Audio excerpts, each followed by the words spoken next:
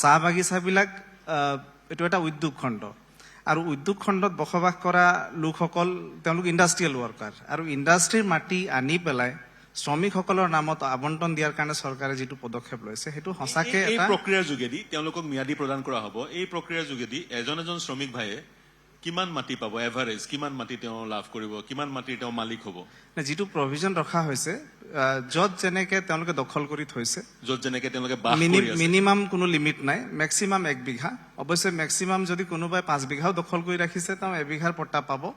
আৰু 4 বিঘা তেওঁৰ দখলত থাকিব পৰৱৰ্তী সময়ত বাকি কথা চিন্তা কৰা হ'ব কিন্তু সদ্যহতে তেনেকুৱা ধৰণৰ ব্যৱস্থা কৰা হৈছে যাতে কোনো ধৰণৰ ক্লেশ নহয় আৰু বিষয়টো যাতে অতি সোনকালে আমি মীমাংসা কৰো তেওঁলোকে এতিয়া ম্যাদীৰ মাটি পাব মাটিৰ মালিক হ'ব যি স্থানত সেই বাগানখনত তেওঁলোকে বছৰ বছৰ ধৰি আছিলে নিজৰ শ্ৰম দি আছিলে এটিকলি দুটিপাত ছিঙিছিলে তাৰ পৰা চাহ হৈছিলে সেই চাহৰ যোগেদি অসমে বিশ্বত খ্যাতি অৰ্জন কৰিছিলে আন এটা বিষয় মন কৰিব তেওঁলোকে বাৰু মাটি পালেই আপোনালোকে মাটি তেওঁলোকক প্ৰদান কৰিলে বা যিখিনি মাটিত আছিলে সেই মাটিৰ তেওঁলোকক মালিক আপোনালোকে বনালেই কিন্তু মজুৰি আজিৰ তাৰিখত সাপ্তাহিক মজুৰি এজন চাহ শ্ৰমিকৰ কিমান 350 টকা আপুনি নিজে ভাবক মজুৰিলৈ মই আকৌ আহিম হয় 450 পূৰণ কৰিলে মাটিৰ কথাটো শেষ কৰি লওঁ হয় হয় আচলতে মাটি যেতিয়া দিয়াৰ কথাটো আহিল প্ৰথম চিন্তা আহিল যে বাগিচাবিলাক যেনেকুৱাকে আছে তেনেকুৱা ধৰণৰ মানে পৰিৱেশ থাকিবনে নাই বাগিচাৰ মেনেজাৰসকল বা মালিকসকলো ভয় খাবলৈ ধৰিলে যে কিবা এনক্ৰচমেণ্ট হ'ব নেকি বাহিৰৰ মানুহ আহি ইয়াত সোমাব নেকি মাটি পিছত বিক্ৰী হ'ব নেকি সেই গোটেইখিনি কথা মাননীয় মুখ্যমন্ত্ৰী মহোদয়ে দৃষ্টিত ৰাখিছে আৰু ৰাখি পেলাই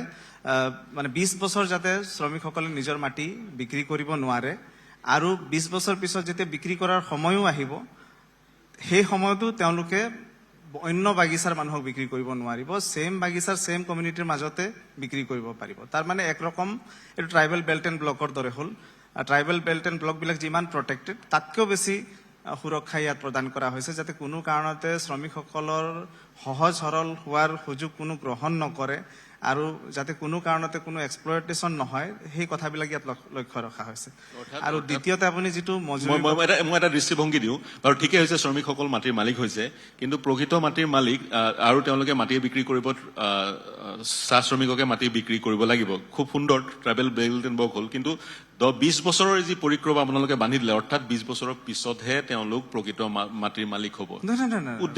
চাবলৈ গ'লে তেওঁলোকৰ পইচাৰ প্ৰয়োজন হ'ব পাৰে মাটিৰ মালিক নহ'ব মাটিৰ মালিক আজিয়ে হ'ব মই মোৰ মাটিখিনি মই আজিয়ে বিক্ৰী কৰিব পাৰোঁ মোৰ যদি মাটিখিনি আছে মোৰ প্ৰয়োজন হয় পইচা আজিয়ে বিক্ৰী কৰিব পাৰোঁ আপুনি দুই ফালৰ পৰা চাব পাৰে নেগেটিভলিও চাব পাৰে পজিটিভলিও চাব পাৰে এতিয়া আপুনি যদি নেগেটিভলি চাব খোজে তাত মোৰ ক'ব লগা একো নাই কিন্তু মই পজিটিভ দৃষ্টিকোণটোহে চাইছো আপুনি বিচৰা বাতৰি পাব কেৱল নিউজ 18 এপত নিউজ 18 এপ ডাউনলোড কৰিবলৈ স্ক্যান কৰক এই QR কোড